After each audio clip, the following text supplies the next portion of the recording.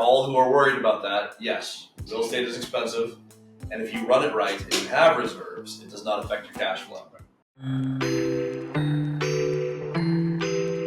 So anybody here who hasn't heard of the binder strategy? Okay. So it's a lot easier to invest in real estate if you can get your tenants to ask you to raise the rent. That's what the binder strategy is in like a nutshell.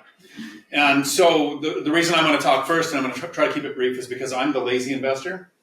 I totally respect Cody, Christian, Caleb, Mike, and all the people who want and have hundreds of units. My goal was the right amount of cash flow from the least amount of units. So I'm kind of the black sheep. I don't even know if I want the 18 units that I have now. I might sell a couple to kill some debt, improve the cash flow, have less tenants to deal with. So when it comes to asset management, to me, the idea is it starts before you buy the property. I was working full time. I was a single parent with 3 kids, and I didn't want to invest to create a job. So asset management for me was, how do I find properties where the tenants basically want to stay there until they die? I don't want tenants moving. So the average tenant stays in an apartment for 2 years. The average tenant stays in a house about 7 years. On average, my tenants are in the place 15 plus years. They were there when I bought them. I think I've had 5 tenant turnovers total in 10 years. So I look for properties that help, specifically side-by-side small multifamily, so that you don't have tenants living above or below. There's no noise complaints. A water issue like Christian just had impacts one unit instead of one and then falls down into the other. I want fenced yards that allow pets because people don't like to move their pets. I want washer dryer hookups in the unit because somebody using shared laundry or laundromat is waiting for a place to open to move to. I want 2 bedrooms and a garage because more space equals more stuff, less likely to move. Right? I target the properties that are going to make my job easier in the future because the tenants don't move. And then the binder strategy is I don't want to do rehabs. I'm doing my first BRRRR after I retired in 2022. I'm doing my first BRRRR now, and I'm calling it my last BRRRR. I don't ever want to do another rehab ever. I don't like it. I like to buy a property that has a tenant living in it. I fix a few not me, I'm too lazy. I send a handyman to fix a few things. I put in coated locks, motion sensor LED lights. I ask the tenant if there's anything they would like fixed because they usually have something that's bothering them, like a cabinet door or a screen door or something. And then I have the tenant ask me to raise the rent a couple hundred, $300, $400, $500 sometimes every month. When I say yes, they're happy. Happy tenants don't leave. Happy tenants don't trash your property. So the asset management for me, all of that happens in the beginning so that I don't have to have a contractor. I don't have a team. I'm the anti-team guy. I want my realtors to hate me. I want my lenders to hate me. And I want my contractors to be frustrated when I call them. Because when I talk to my agents, I say, hey, you're going to set up my auto searches. I have at least 3 agents doing that. Whoever sends me the deal I like most gets the work. I've never had one say no, but I know they don't like it. I go to my lenders and I say, what am I qualified for? When I go under contract with a property, I will then go and talk to 3 other lenders and show them your offer and see if they can give me a better interest rate or a better price on a buy down the interest rate. And I'm going to do that every single time. Now, if they beat you, I'll show you what they're beating you with and give you a chance to match it. So I know that's frustrating for them because it's a little bit of extra work. And then my contractors, you ever do an open house showing for a rental? You have tenants coming to look at your rental, so you just say, hey, between these time, you can all show up and look at it. That's what I do with my contractors. Cool. We're going to show up. I'm going to have insulation and drywall done. I'll be there at noon. You guys show up. You don't have to give me your estimates there in front of each other, but I'm going to share the emails when you're done. I just had contractors go from 13 and 14,000 for a project down to 4. Because it's not so much about making the money. It's they want to take the job away from the other guy. And I don't want a contractor that's going to give me a good price because that's not how contracting works. Before joining the Marine Corps, my family owns tree services. My dad owns one, my brother, and my one brother retired. My other brother is still running a tree service. I joined the Marines because that was easier. And here's what my job was outside of being the manual labor. I'd be the estimator. Go and look at the tree and say, okay, whatever you want done, here's your price, right? Here's how contractors do their pricing. So I would never work with one contractor. I don't want a team. As a tree guy, if we had 2 months worth of work lined up and you had a job you needed done now, that means somebody's working on the weekend, so up the price. Or I have to postpone a standard customer that we work with all the time later, so up the price. Versus if I show up to do your job and we don't have any work next week and we're hungry, you're going to get that like, what will pay our bills price. Every contractor does that. When they have months booked out, your prices go up. When they don't have a lot lined up, their prices come down. So every time I do a job, I'm going to talk to at least 3 contractors. And I tell my contractors that. So that makes me kind of the black sheep with not wanting a team, not wanting an agent on my side, because financial freedom for me happened with the least amount of units and the right amount of cash flow. Choosing properties that limited tenant turnover made it easier. Going with properties that didn't need a rehab. And 10 years in, been retired for 2 years doing my first rehab. So a lot of people say, I want to buy a property and do the Burr project. The money is not the problem. How much time do you have to manage the contractors, to wait for materials, to go to the municipality, and I hate saying this, beg your government for permission to improve your property? I don't want to do any of that. I like to invest locally, and one of the big differences between Mike and myself is Mike likes to invest at distance, and I think it's kind of an age thing. You're a millennial, literally, Millennial Mike on YouTube. You should check him out. If you buy $60,000 properties or $90,000 properties or $29,000, I think was your lowest. Yeah, I think that was my lowest. Okay. You could buy a lot of them. You get that dopamine hit, right? I want to save for 2 years and buy one that creates $2,000 in cash flow without having to do anything to it. So I invested locally here in the Tacoma area, in a high cost of living area. 8 properties, so 7 when I retired, 7 properties with 16 units that produced $204,000 in pure cash flow after all expenses, after setting aside for repairs, maintenance, and vacancy. And I would say after taxes, but we don't pay taxes. Our tenants pay property taxes, but we don't pay rental income tax because of depreciation and write-offs. So I'm going to hang out while Mike goes over his story. Actually, I'm going to sit over there. And I'll be here for questions. If you have any questions on investing, being lazy, and the binder strategy, what I'll do is at lunch, somebody asked me for this last time, I brought a binder that me and Chesla just did this week. And this is weird, Matt picked on me about this, the lumberjack landlord. Just before Christmas, we did the binder strategy 3 times with tenants, increased our rents by over $1,000. And then about 2 weeks ago, we did it with 4 tenants, and then this week we did it with 1, and I have 1 scheduled for tomorrow. This is the binder we're using tomorrow, where a tenant will probably ask me for a $400 rent increase, and then thank me if I agree to it. So I'll go over this at front, so I don't take up all the time on this. Sure. Mike. Awesome. Mike, hop on up. Share your story really quick, then we'll bring Caleb up. He'll share his story really quick, and then I'm going to panel all of you guys. We're going to talk about in or out of state. Which do we prefer? Why do you guys use strategies? And we'll go from there. So, Mike, tell us a little bit about what you have done in your portfolio, why you invest where you do, and why out of state? Yeah, and more specifically, why in a state like Indiana, Gary, Indiana, which Cody loves to tell me all the time is the hood, and you have to wear body armor if you go to Gary, Indiana. And how if I just took the money he puts into one of his deals here, we could buy the entire city of Gary, Indiana, because properties are $29,000 like we talked about. And I am addicted to buying cheap real estate. It's true. My name is Mike. I'm not looking to recover in any way. And maybe it is an age thing, because as a millennial, I'm buying out of state, and his Gen Z over here is buying out of state. Then he just moved to his properties. But he started out of state. My name is Mike. I've been investing in real estate for over 5 years. I started with a house hack here in Washington, Bonnie Lake area.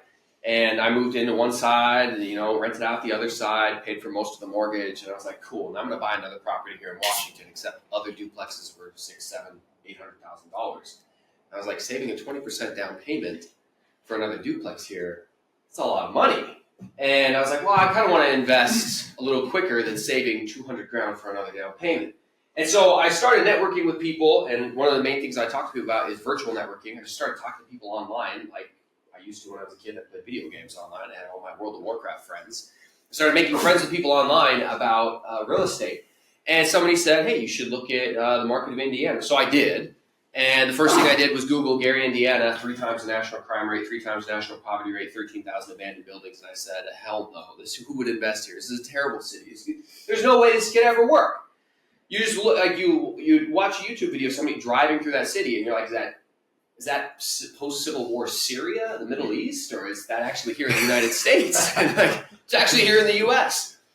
And but what I came to realize was after networking and talking with more and more people is that in every single market in the country, there's people who are investing successfully, There's people who aren't investing successfully. So whether it's very, very liberal, expensive Washington State, there's people doing it right, like Dion, like Cody and Christian. Or if you go to Texas, you got Caleb. If you go to Indiana, you got me, you got other people there. So all you need to do is you need to find the people in the market you want to invest in that are doing it right, and then copy and paste their strategies.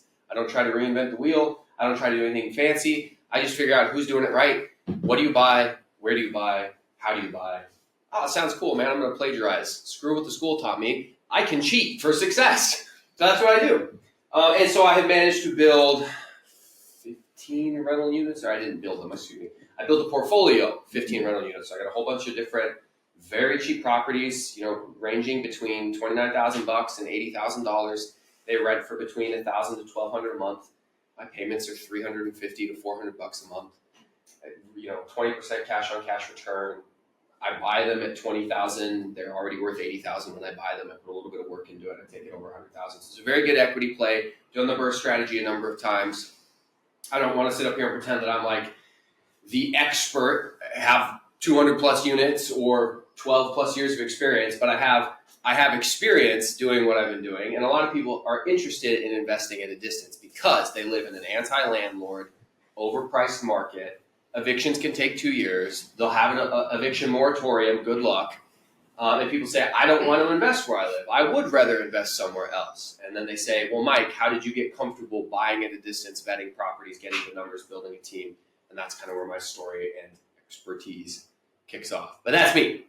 I want to hear from Caleb, this hop kid. on up here. The kid who does both strategies. Yeah, I do a little bit of both. So, I mean, Caleb Hall, I was born and raised in San Diego, California. Now I live in Texas, actually house hacking my own 25-plex. Don't think anybody else has done that before. So Mike's touched on, I'll start off with the networking, like networking in your area where you're looking. I didn't have the money to go to Texas. I had $300 in my bank account. And I was looking around. I was going to meetups in San Diego. Then I hear these guys who are buying seller finance real estate in Washington, and one of them's 21. And I'm like, oh, who are these guys? Before the bigger pockets, before all that stuff. Start hitting them up, blah, blah, blah. I think I sent Cody 20 texts in like 2 days. He's like, hey, you should come join my program. And I was like, okay, I'm in. Hit the red every month. I mean, you can attest to that. Payment bounced every single month. Was doing DoorDash to try to skate by. And then pretty much just started calling in Texas. I lived in San Diego, California, most expensive place to live in the U.S. currently. Incredibly liberal. They hate landlords. Super hard to get anything passed. All that stuff. Like Dion said, you're basically begging to upgrade buildings. Nobody wants to do that.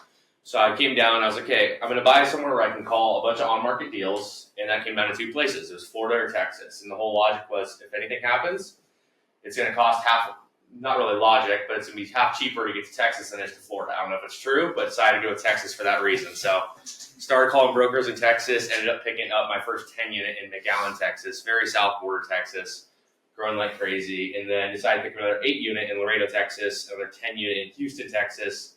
And that was all broker relationships. And these guys will keep telling me, oh, you're beating your head against the wall, calling 1,000 brokers, yada, yada, yada. Yeah, cool. I still made it happen.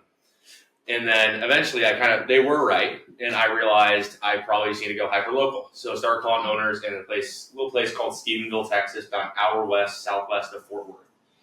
I got pretty lucky. First owner call I made, guy decides he's open to sell. That doesn't usually happen. It's not going to happen for everybody. I haven't had it happen since.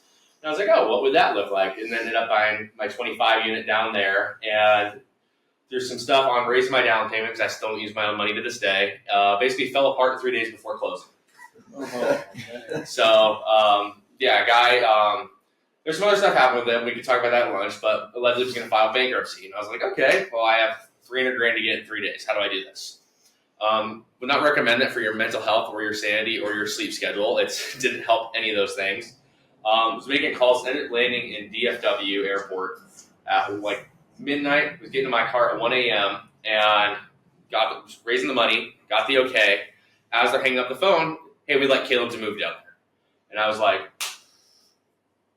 oh, I guess I'm moving to Texas. So I drove down the next morning, confirmed, hey, we're good to go. We'll fund it. And so then 2 months later, I start living in Texas. And now I self-manage a 25-plex, living on site, dealing with a bunch of wonderful old tenants who hate anything changing, don't know how to pay their rent online, get mad and they lose a money order and blow up my phone. But yeah, I have 28 units still under professional property management, third party throughout the state of Texas. Have another 25 personally self-managing, picking up another 26 that I'm going to do self-managing again. So it's kind of right in the middle of Dion and Mike. Like, I'm not the expert with 12 years of experience. I've been buying deals for less than 2 years, kind of just trying to figure out how to make it work. All right. So let's. I'm going to start with Dion. Dion, going in state, having a smaller but higher yield per property portfolio. What do you think has been the greatest benefit in your strategy versus building the 200 unit portfolio, buying out of state? What is it about your strategy that worked for you? It's fire and forget. Buy a property, 30-year debt, no adjustable rate mortgages, no loan reevaluation periods, no balloon payments in 5 or 10 years. I literally get the mortgage, go to sleep like a baby, and never think of it again.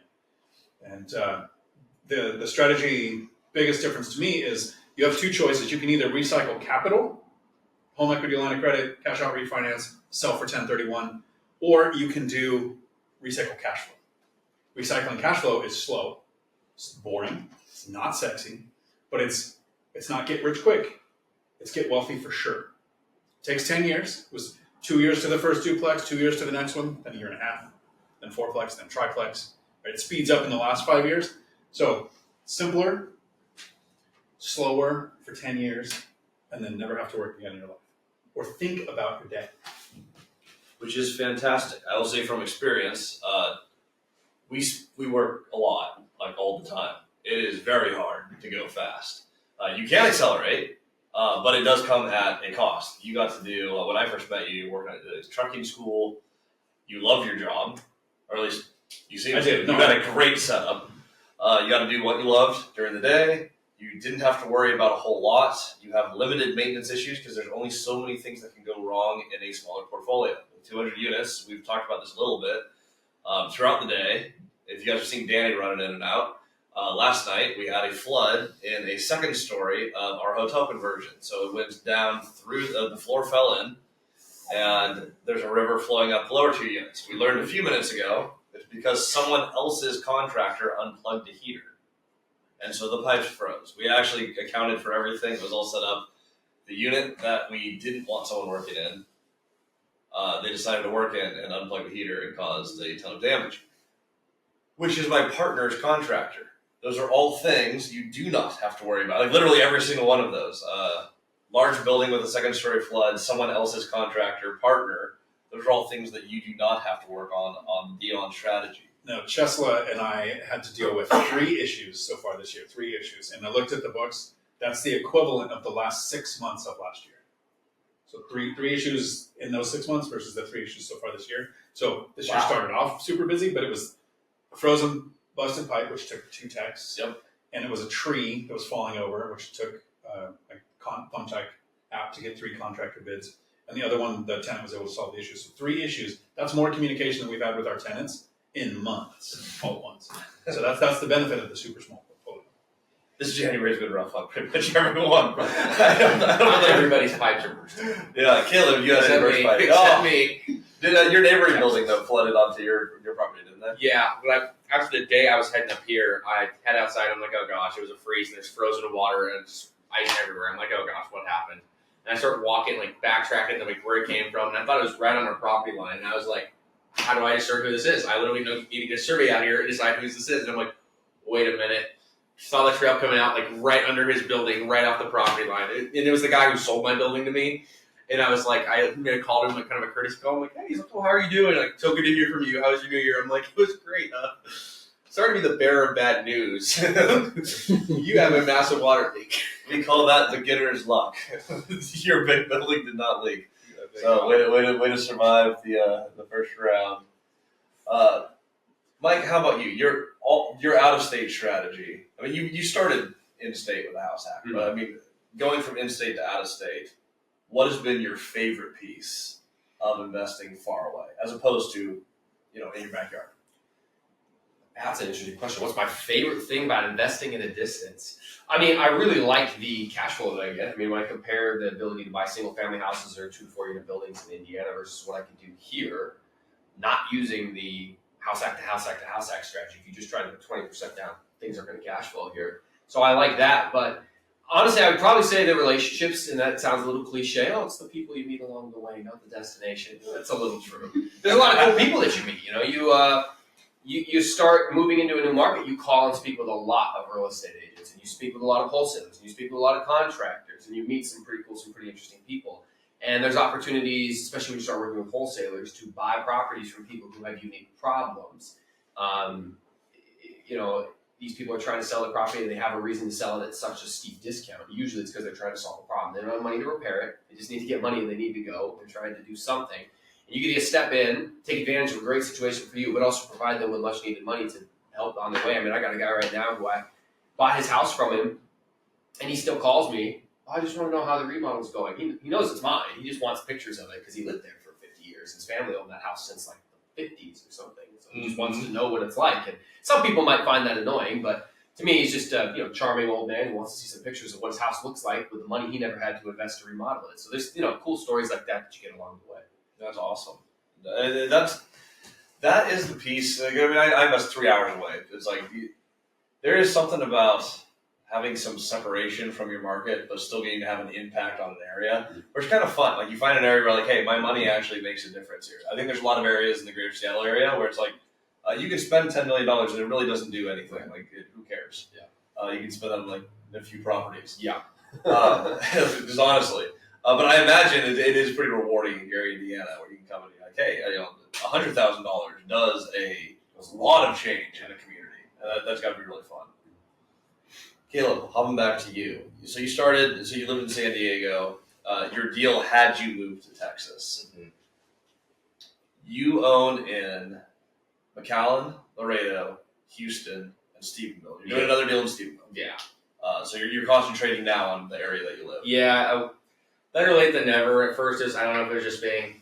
I'm still young. I'm reason to say if I was going to say when I was young, but it was kind of when I first got started. I was looking at deals and Christian could like hyper locality, buy in one spot, buy in one market, all this. I'm like yada yada yada.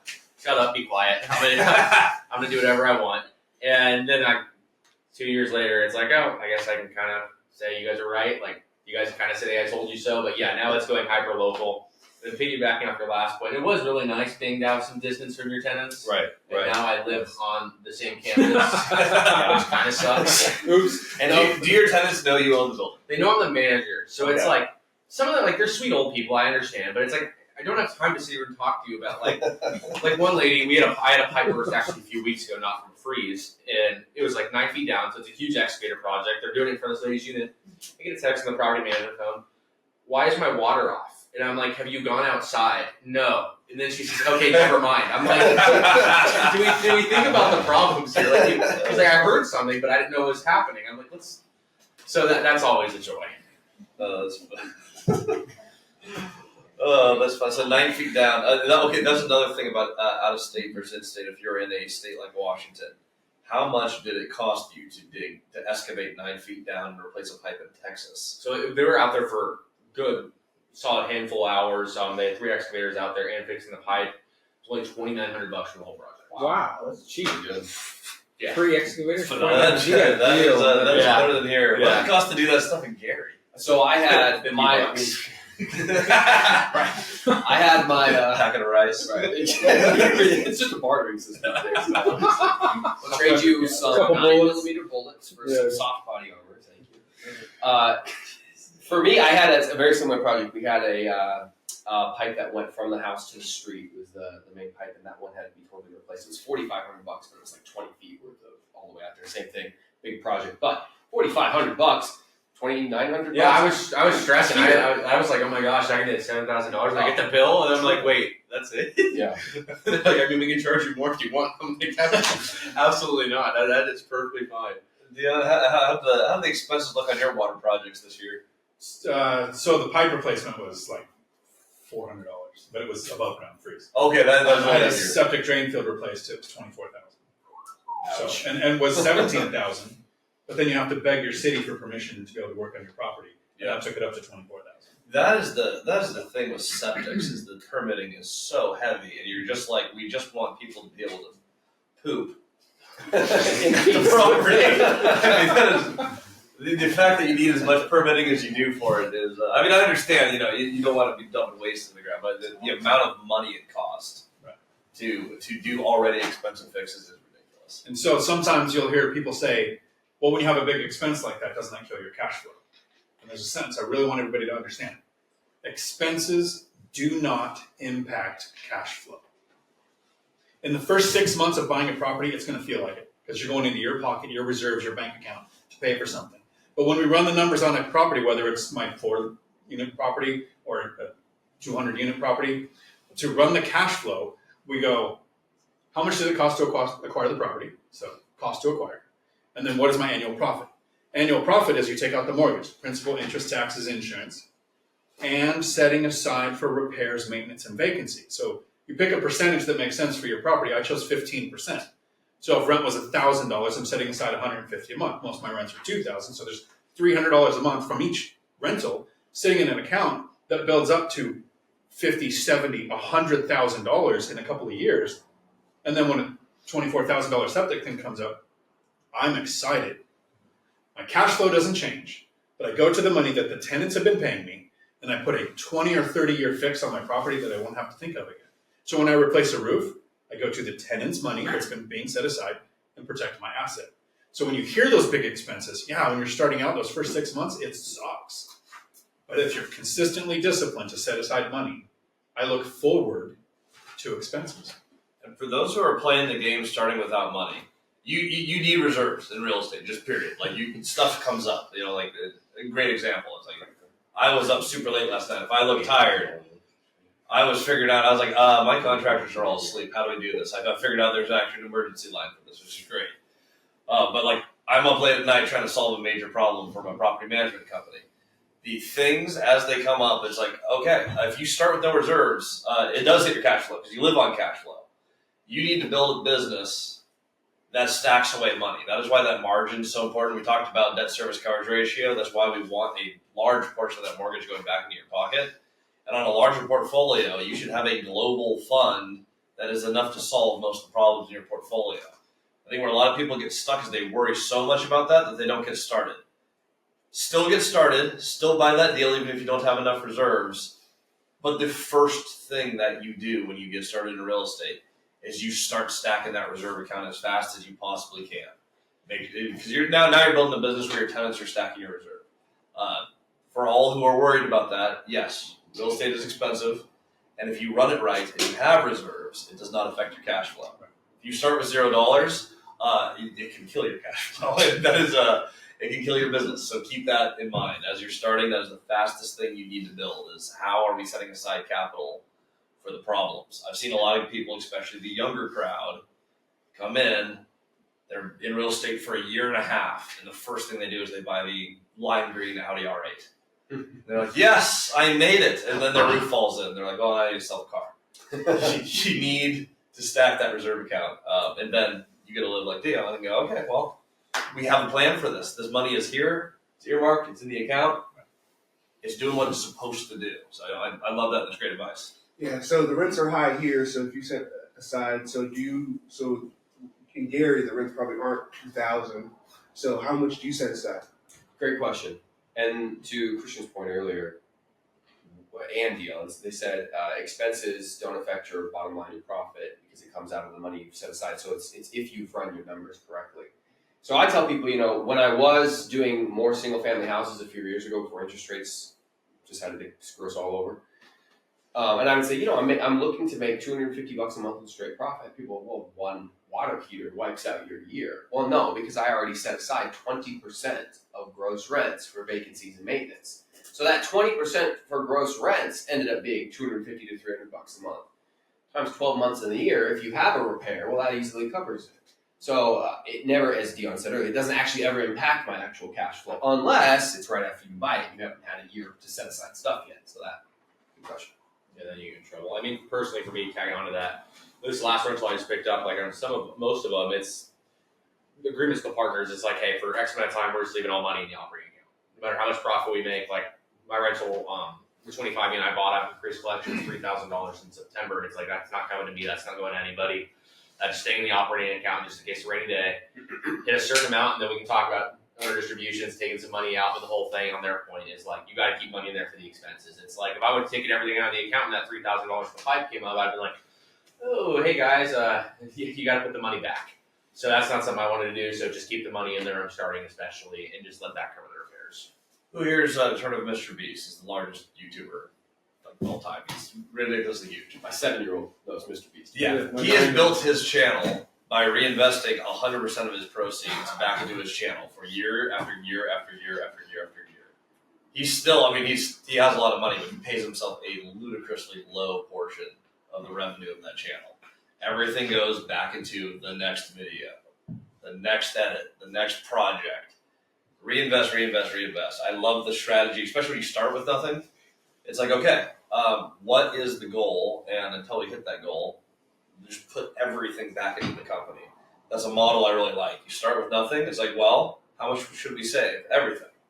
Until you have a reserve. Because then your CapEx doesn't affect your cash flow. And then you get to stabilize. But some people think you get to year 2 and you have a stabilized portfolio and you've made it and it's amazing. It's like, no, it's hard for years until it starts rolling and you stack some money, and you can have a 200-unit portfolio, you can have a 5-unit portfolio.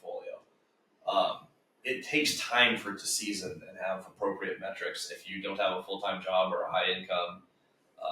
And if you have big goals, I mean, say you make $1 million a year, but you start by buying $30 million of real estate. You're back to the same problem. In proportion to your real estate, you don't have any money.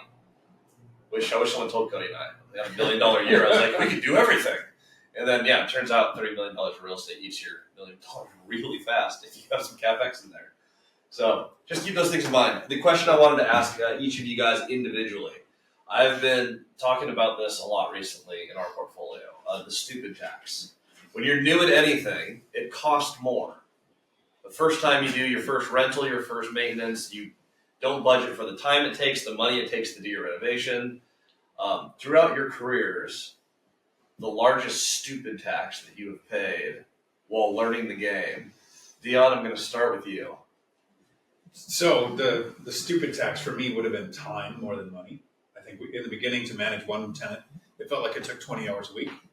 And now to manage 16 rental units, it takes 2 hours a month. If it goes over those 2 hours, something's wrong that month.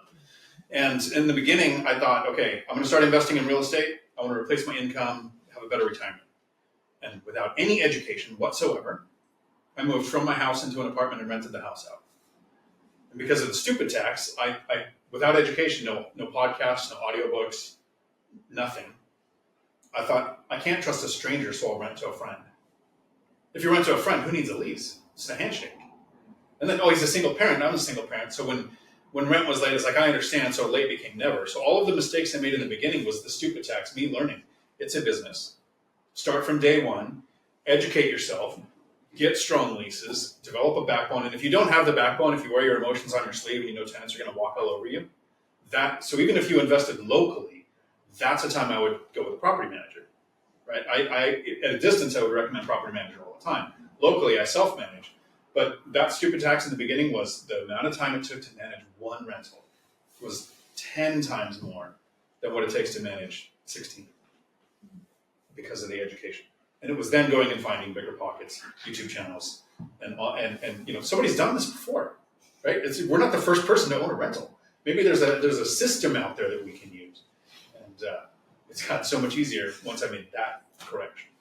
I love that. Caleb, I know you're 21, so you never make mistakes. But as you've been doing this, you're what? Are you at 2 years yet, or a year and a half in? I'm a little past 2 years. Okay, a little past 2 years into the. Wait, no, I'm like a year and a half. Okay, yeah, a little under 2 years. Yeah, well, since I started, yeah.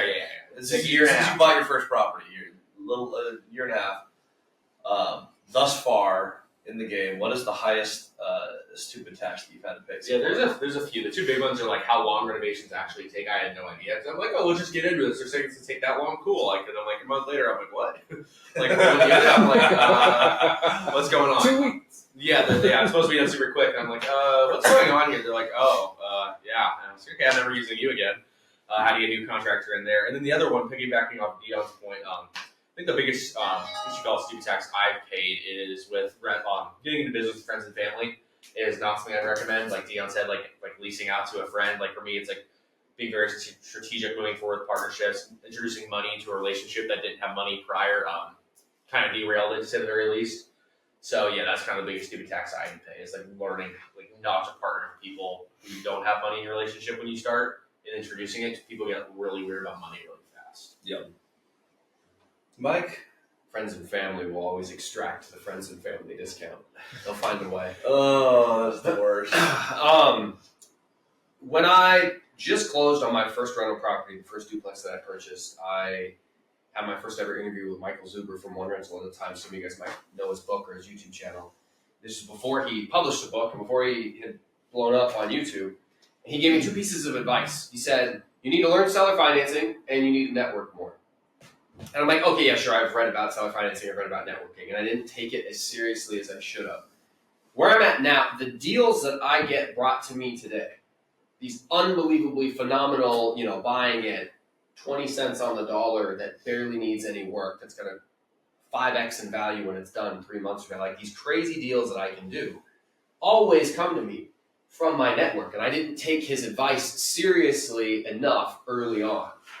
And so now I tell everybody that they need to make their own YouTube channel. Not because you're going to become a successful YouTube star like Mr. Beast, but because if you can be the one investor who makes videos in Gary, Indiana, or Grand Forks, North Dakota, or Union, Washington, you may only have 1,000 or 2,000 people that watch your channel, but those 1,000 people are all players in that one city, and when they have a problem, you're the only guy who owns the search term, or girl, who owns the search terms for house hacking in Gary, Indiana, the birth strategy in Gary, Indiana, how to use a HELOC, how to seller finance, and everybody comes to me and I get all these deals, and I don't have a huge YouTube presence.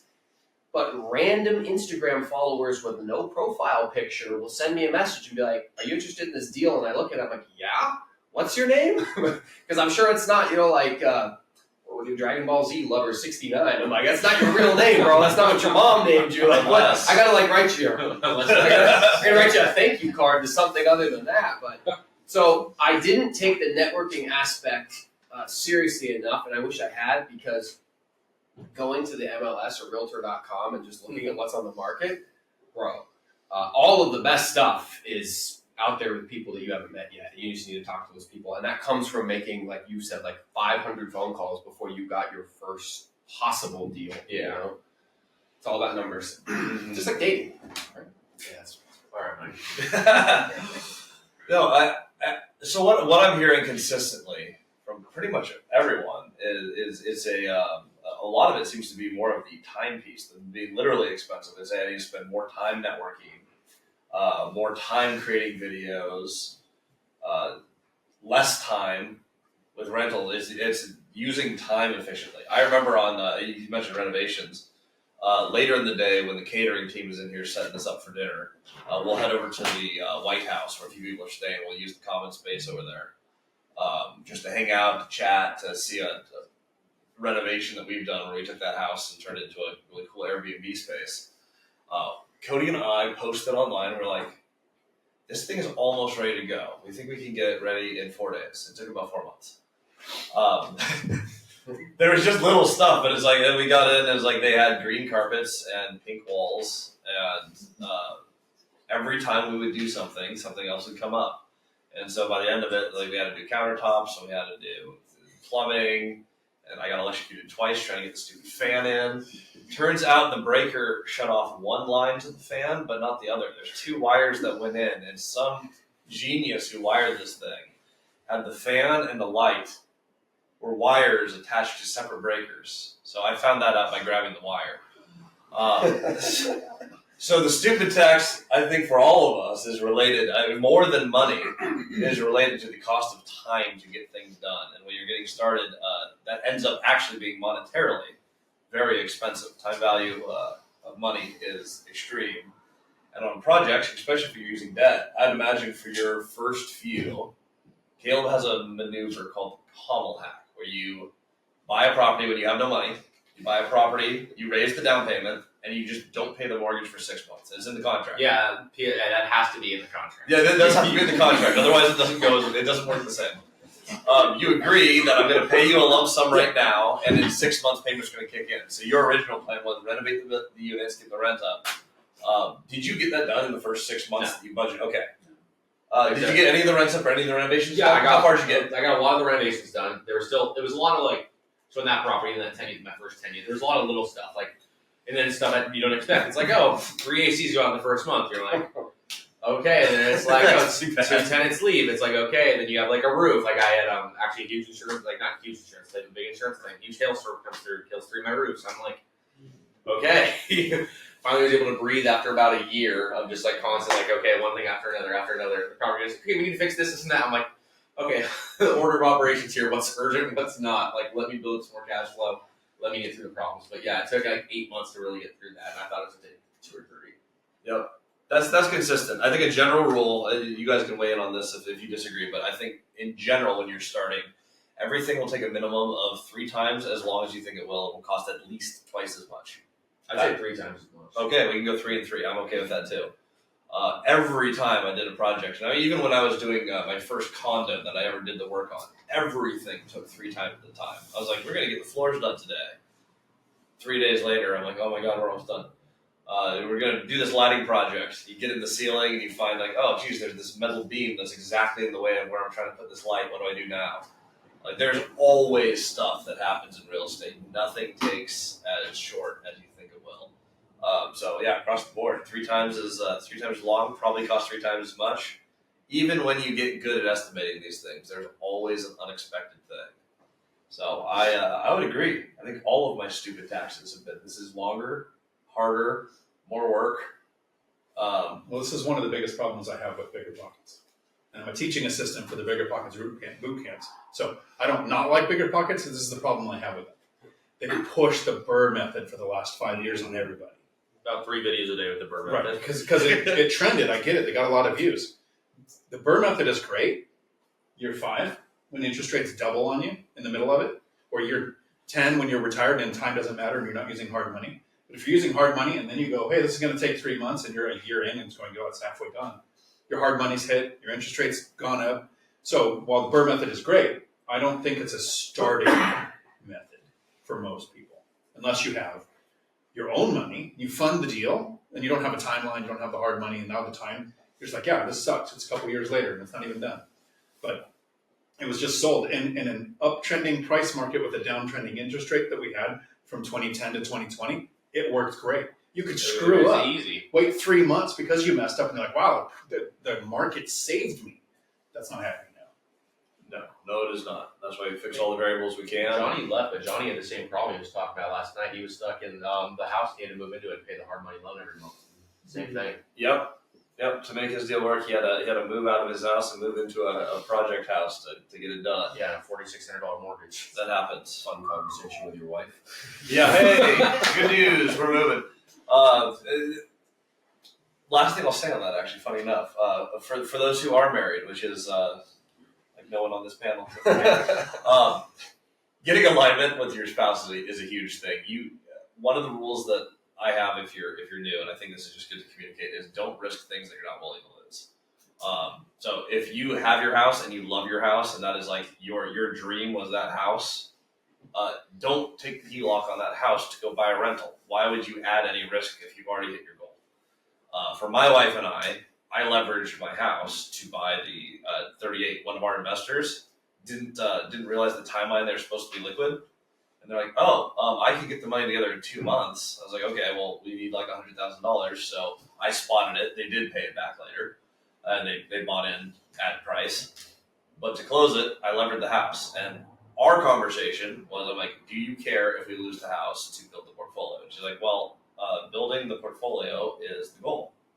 I don't care. We can lose the house. So then you can use the HELOC. But a good rule of thumb, if you hit some benchmark or you have some life goal that you hit, is one of the questions I get a lot, should I take the HELOC? I'm like, do you need to have the house?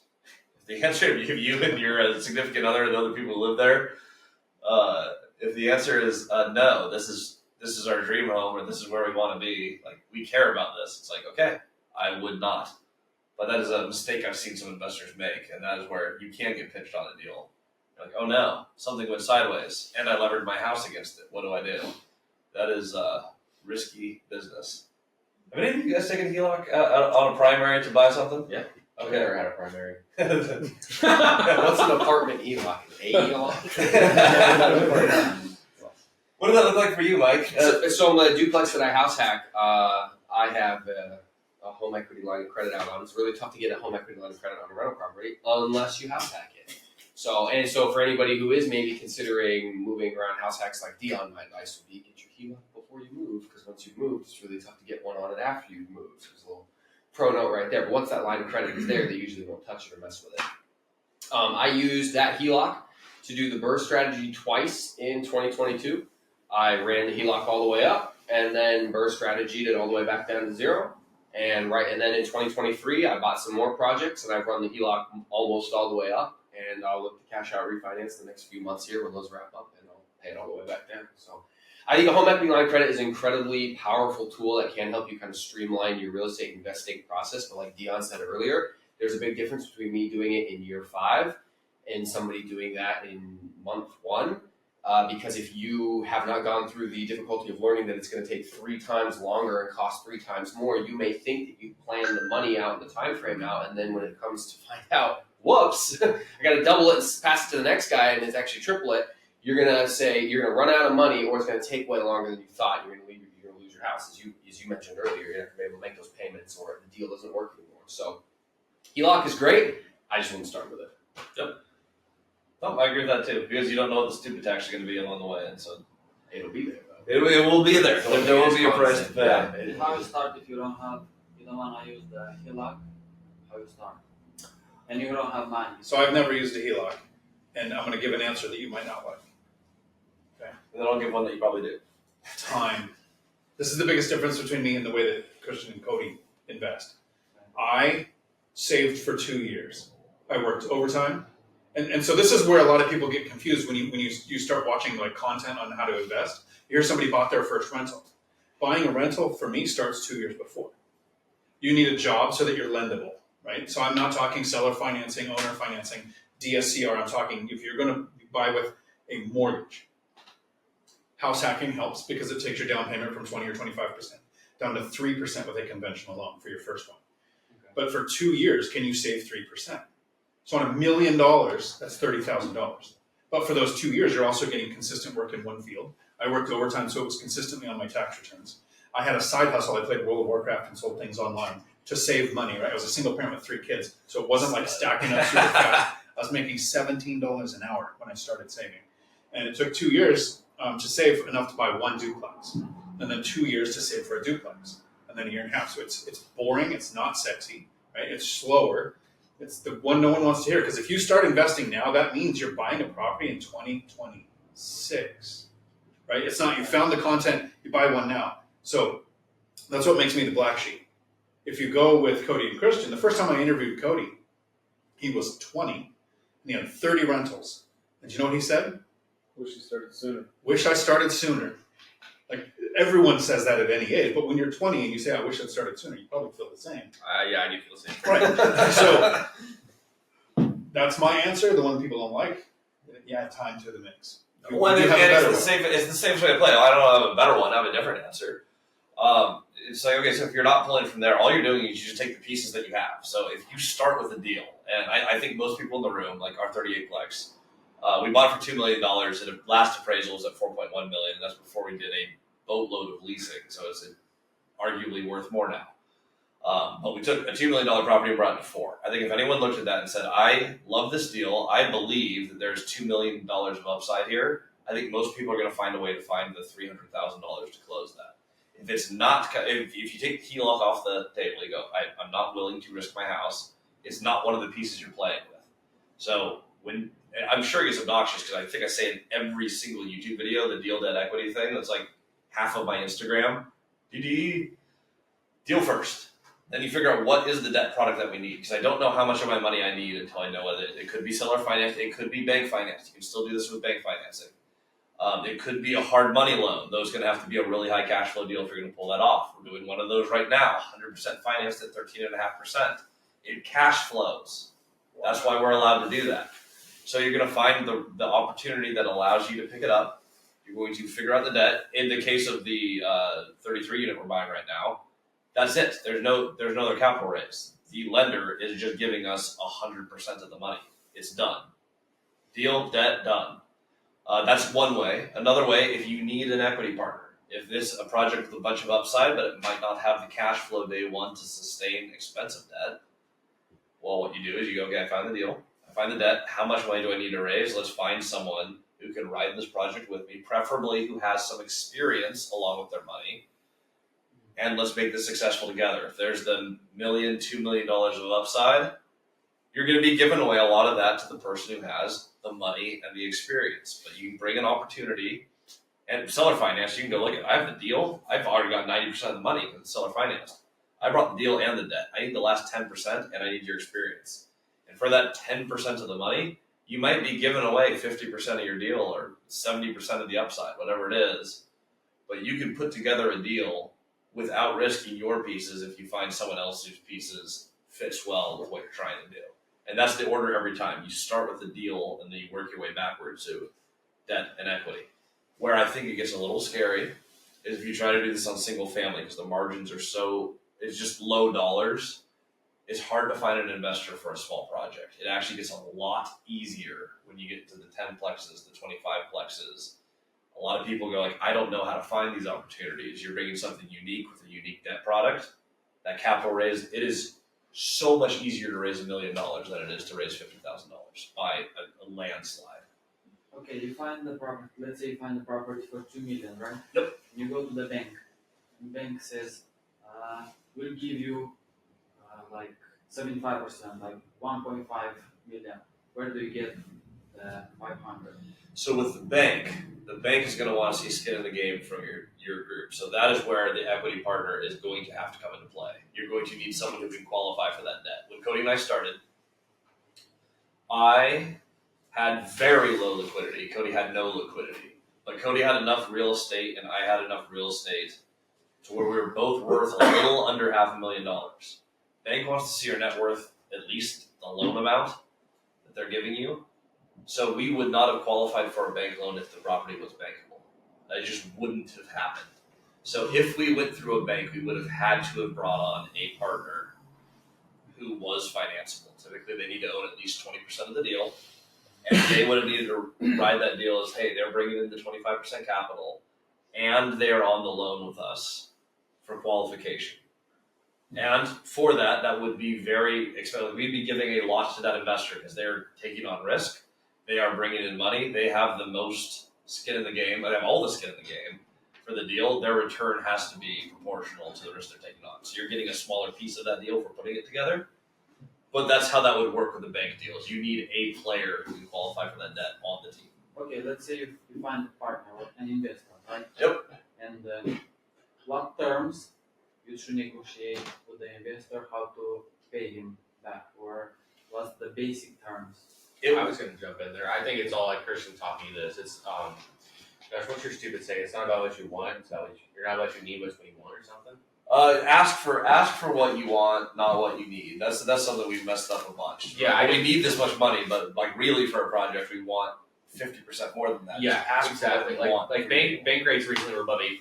Like my private money, I got on my first deals at 8%. Like just from a regular like Joe Schmo investor. Like so, when you're getting returns on the investor, it does depend on the deal too. If you're going big equity play, if you're like this thing has no cash flow, like the 30, like one of the deals you guys are buying is like lower cash flow day one, but like you're going to double the value. It's like okay, you're probably going to give them a piece of the upside. Where it's less upside, there's more cash flow day one. Like in Gary, Indiana, you give them more of a piece of the pie up front. So you make monthly payments to them too? All depends. It's going to be negotiable. I'll set up some basic goalposts. The real answer is it depends on your deal. The deal dictates everything about the money. That's why I don't raise money before we have a deal. If I raise money over certain terms, there's only going to be so many deals that fit that criteria. But if I have an opportunity, now I can tailor the money to the deal. That's why you always start with the deal. General goalpost. If I'm going to do 100%, hey, you're being bought out with equity, double their money every 5 years. Most people like that. If I'm doing 100%, you're getting a piece of the cash flow, A 12% return is about where people get excited. Some get excited for 10. Caleb has money at 8, but 12 seems to be the number where it's like if someone can get a 12% return on investment, I'm looking for a deal that cash flows 18% cash on cash day one. They bring the money in, they get 12%, I get 6%. That makes sense to me. Like that is, I can pitch that. If you're sharing some cash flow and some buyout, it's going to fall somewhere between those two goalposts. That's the general thing. So if they're cash flowing 6%, their buyout's probably going to be somewhere in the ballpark of a 1.5 to 1 of the future buyout. So they're getting paid some throughout the deal, but not an amazing return. And they have a pretty darn good buyout in the future.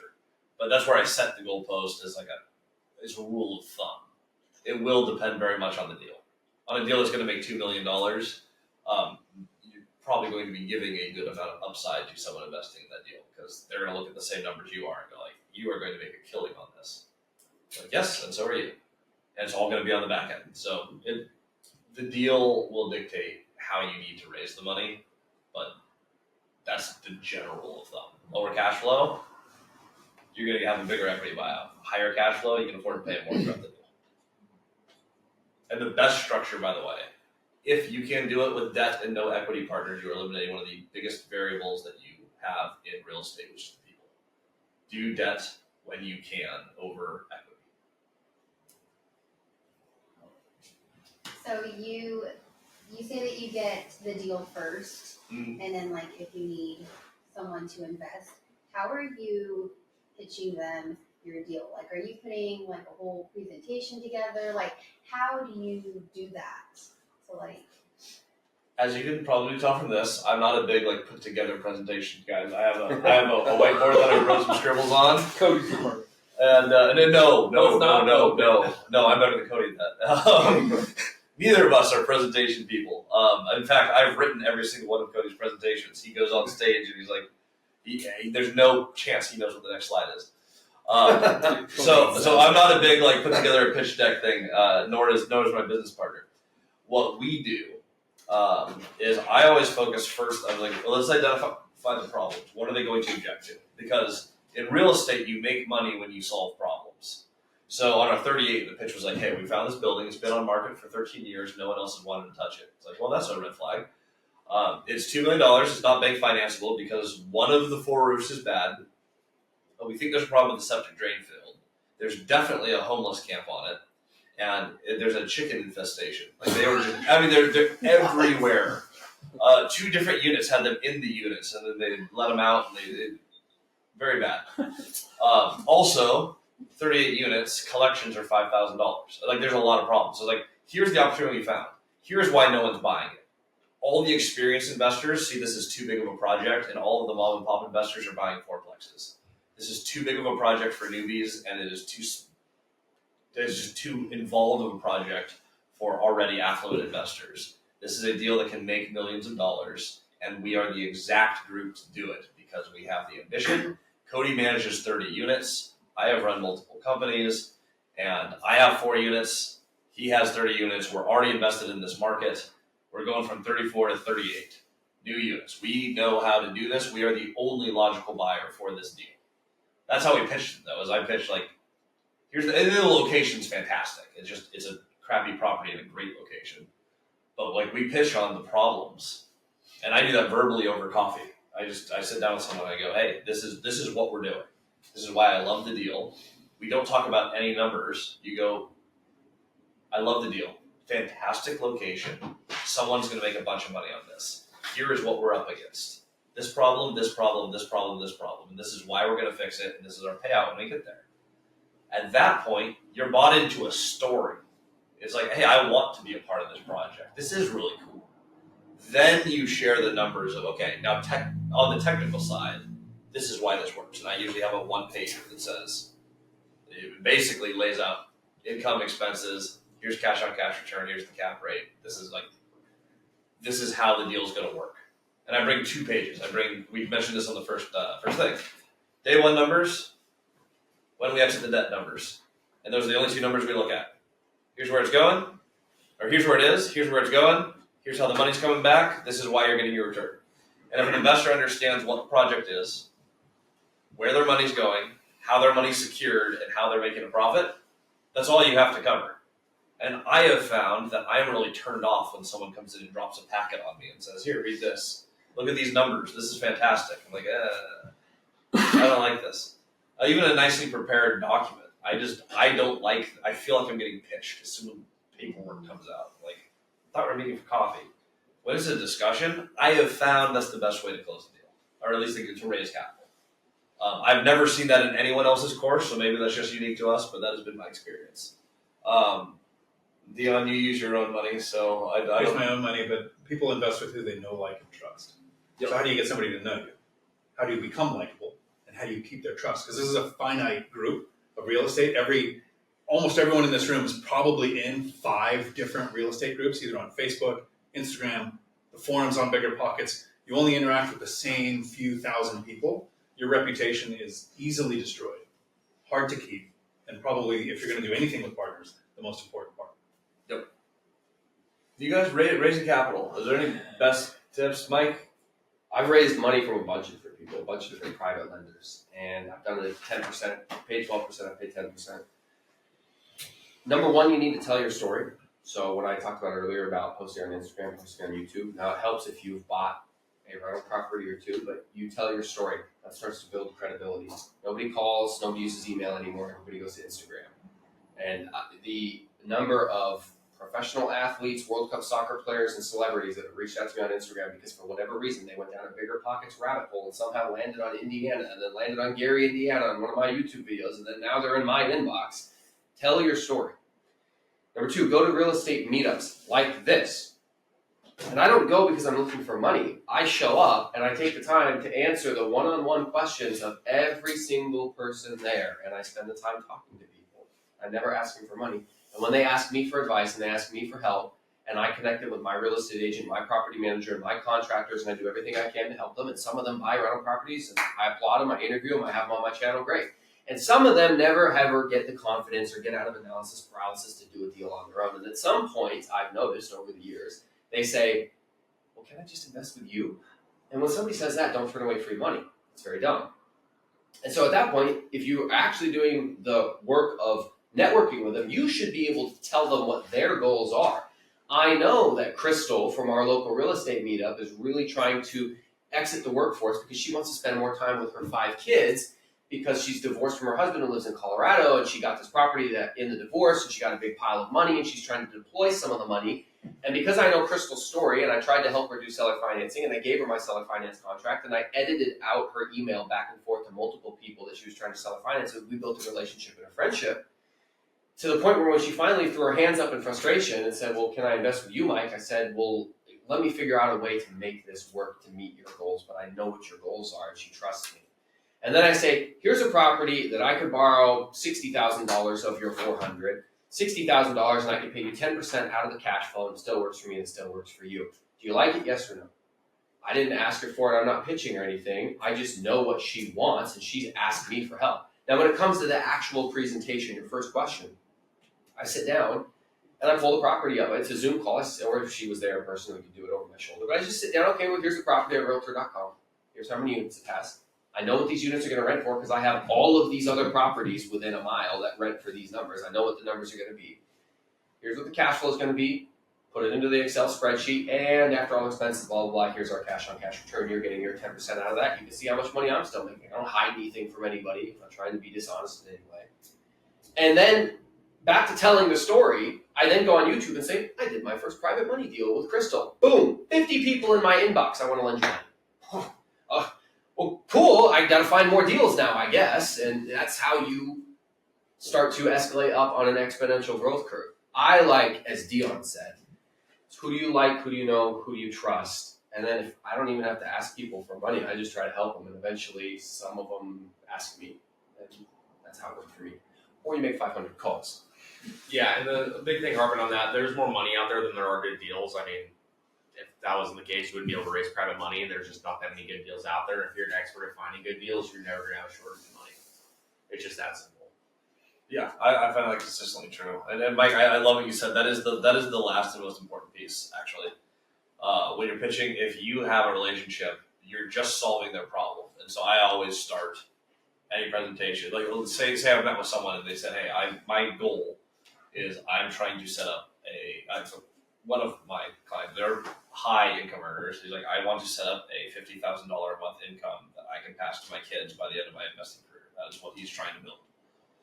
And so when we had an opportunity come up, I was like, look, this deal is going to cash flow when we're done stabilizing, which is going to be a 2-year project. And the nice thing is he had some patient money, so he can do longer projects. I was like, you can place money in this right now, and in about 2 years, we're going to get the cash flow to around $10,000. You're going to own 50% of this deal with us, and you can go ahead and stay on the deal until we hit the $100,000 income in this portfolio, where you make your 50 and we make our 50 a month. That is what we're going to build here. This gets you 10% of the way here. This is 1/10 of the deals we need to do over the next decade. If we get this and we stabilize it, that is what we're trying to solve here. And then we go into, here are the problems with the building, here's what we're fixing, and so on. But Mike, thank you for mentioning that. That is the most important piece when you have a relationship with someone. That is actually the real starting point is, what problem of theirs are we directly fixing, and how does doing this deal get them closer to their goals? If you understand their goals and you present a clear path to get there, you get a yes every single time. There's no reason someone would say no. If the deal works and they believe in you and it solves a legitimate problem